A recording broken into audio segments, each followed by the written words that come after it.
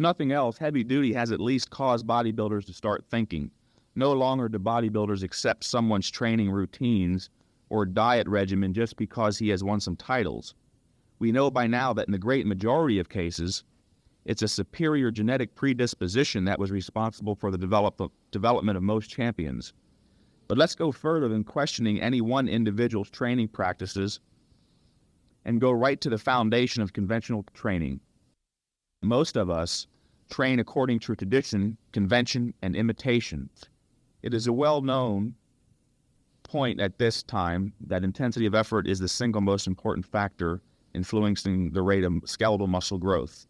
Muscular effort imposes a stress on our muscles and overall physical systems, which causes us to adapt to that particular stress by developing larger and stronger muscles.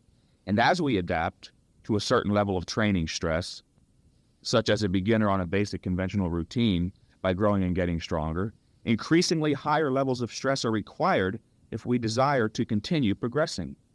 Continuing to perform tasks or lift weights that are already well within our existing capabilities will do little, if anything, to stimulate progress. Muscular growth, you must realize, is a defense against the stress of intense muscular effort.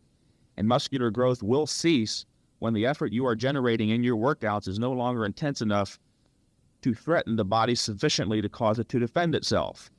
That may sound a little technical and theoretical, but I think it makes sense when you think about it. For the beginner, almost any type of training is stressful enough or intense enough to induce adaptation through size and strength increases.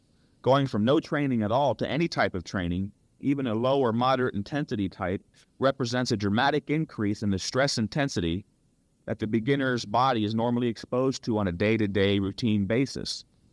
And for a while, this will cause him to progress. Merely by adding weight to his exercises and by resting for shorter periods of time, that is, doing the same workout in less time, the beginner and intermediate bodybuilder will progress. As the beginner progresses, however, and the intermediate bodybuilder, to a more advanced stage by adding muscle, the formula becomes more and more complex due to the changes in his physiology that attend muscular growth. Many bodybuilders, or most bodybuilders, however, pursue a type of training that is just the opposite of the way it should progress. Rather than increase the intensity of their effort and reduce the duration of their effort as they progress, they do just the opposite. They decrease the intensity of their effort and prolong the duration of their effort. In other words, as they continue to progress, they think they have to make their workouts longer and longer.